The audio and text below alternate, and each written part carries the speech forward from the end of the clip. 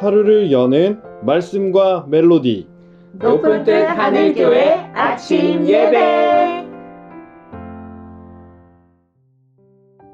11월 21일 목요일에 인사드립니다. 반갑습니다.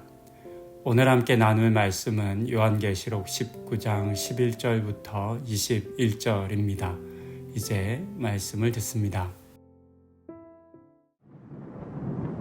또 내가 하늘이 열린 것을 보니 보라, 백마와 그것을 탄 자가 있으니 그 이름은 충신과 진실이라.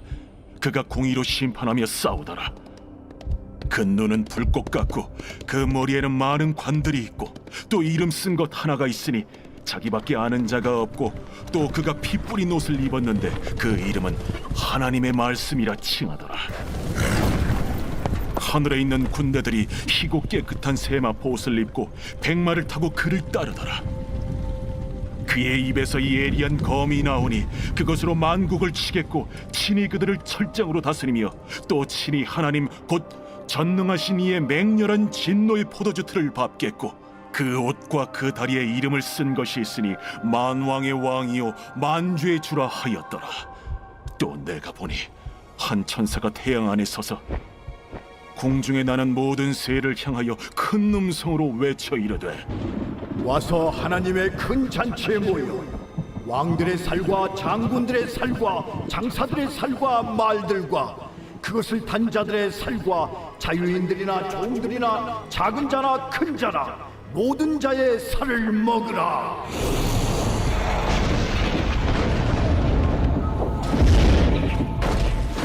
또 내가 보매 그 짐승과 땅의 임금들과 그들의 군대들이 모여 그 말 탄 자와 그의 군대와 더불어 전쟁을 일으키다가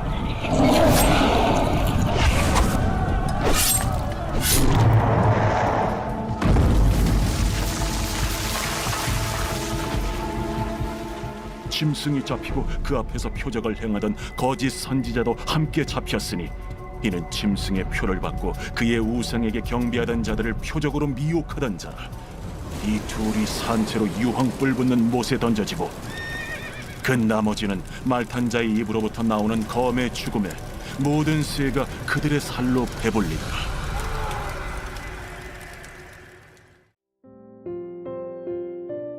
우리는 모든 것에 이름을 붙입니다. 그리고 이름은 존재에게 의미를 부여합니다. 그렇게 어떤 새로운 동물이나 식물, 바이러스 등과 같은 새로운 것들이 발견되면 우리는 그것에 발견한 사람의 이름이나 또는 장소를 이름으로 붙여줍니다. 그렇게 이름이 붙여질 때 비로소 의미가 부여되고 또 이 세상에 존재한다는 것이 확인됩니다. 이와 유사한 내용을 성경에서도 찾아볼 수 있습니다. 창세기 2장 19절인데요. 이렇게 기록합니다. 여호와 하나님이 흙으로 각종 들짐승과 공중의 새를 지으시고 아담이 무엇이라고 부르나 보시려고 그것들을 그에게로 이끌어 가시니 아담이 각 생물을 부르는 것이 곧 그 이름이 되었더라. 하나님께서 창조 때에 아담에게 주신 첫 번째 사명은 각종 들짐승과 생물의 이름을 짓는 것이었습니다. 아담의 이 행위를 통해 이 땅의 수많은 피조물들이 이름과 함께 의미를 갖게 되었습니다.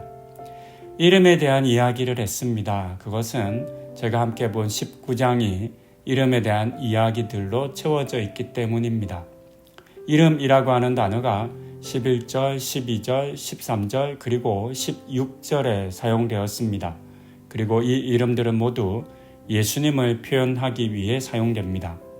11절을 보면 백마 탄 자가 있는데 그 이름은 충신과 진실이라 했습니다. 12절에는 자기밖에 아는 자가 없는 특별한 이름이 쓰였다라고 합니다. 13절에는 피 뿌린 옷을 입었는데 그 이름은 하나님의 말씀이었습니다. 그리고 마지막 16절에는 그가 입은 옷과 다리에 만왕의 왕이요 만주의 주라고 하는 이름이 쓰여져 있었습니다. 이름이 존재의 의미를 표현한다라고 앞서 말씀드렸습니다. 그가 어떤 존재인지, 어떤 삶을 살았는지, 무엇을 하는지를 이름이 표현해 줍니다. 오늘의 본문 속 이름 또한 그러합니다. 예수님께서는 충신과 진실이라는 이름이 있었습니다. 예수님께서는 하나님의 충성된 종이었습니다. 그리고 그는 진실했습니다. 그렇기 때문에 이 땅과 세상을 공의로 심판하실 수 있으신 것입니다. 예수님의 또 다른 이름은 하나님의 말씀입니다. 요한복음 1장이 노래한 것처럼 예수님은 이 땅에 오신 하나님의 말씀이셨습니다. 하나님께서는 예수님을 이 땅에 보내신 것을 통해 이 땅을 향해 말씀하신 것이다 라고 우리는 알 수 있습니다. 그러니 우리는 당연히 하나님의 말씀이신 예수님을 받아들이고 그를 따라야 하겠습니다. 또한 예수님의 이름은 만왕의 왕 만주의 주이십니다. 이 땅과 세상의 왕이시며 주인이십니다.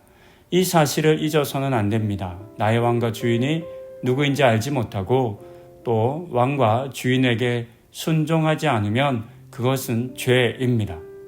예수님이 우리의 세상의 왕이시며 주인이시라는 것, 그리고 우리는 그 주인의 말을 따라야 한다는 것을 기억해야 하겠습니다.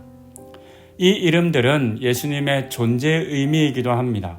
그러니 우리는 단순히 예수님을 믿습니다 라고만 말하는 것이 아니라 이 이름 속에 담긴 의미들을 깊이 생각하고 그 안에서 우리의 믿음을 고백할 수 있어야 하겠습니다.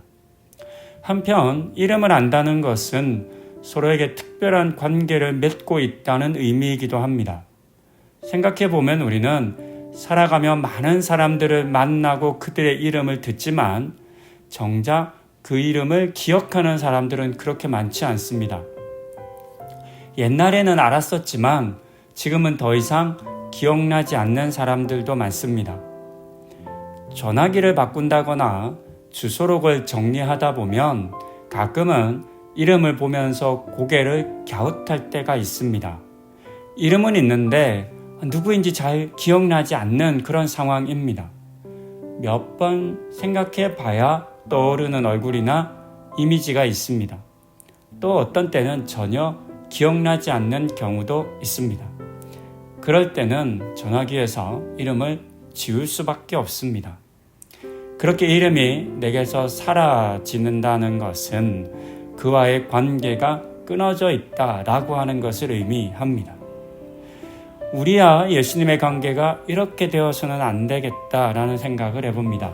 예수님의 이름이 낯설게 느껴지고 예수님과 교제하지 못해서 그 이름을 불러본 적이 없다면 우리는 그것을 바른 예수님과의 관계라 할 수 없을 것 같습니다.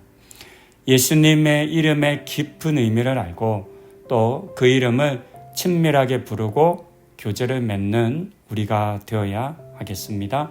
그러한 우리 성도님들 다 되시기를 또한 권면드립니다. 기도하시겠습니다. 여러 많은 이름으로 불리시는 예수님의 모습을 보았습니다. 그리고 그 이름들마다 예수님이 우리에게 어떠한 분이신지를 알려주셨습니다.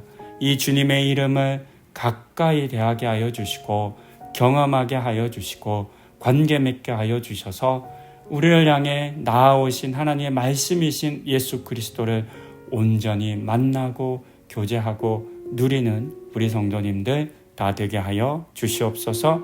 예수님의 그 이름이 낯설지 않도록 항상 우리 주님 가까이 두는 성도님들 다 되게 하여 주시옵소서.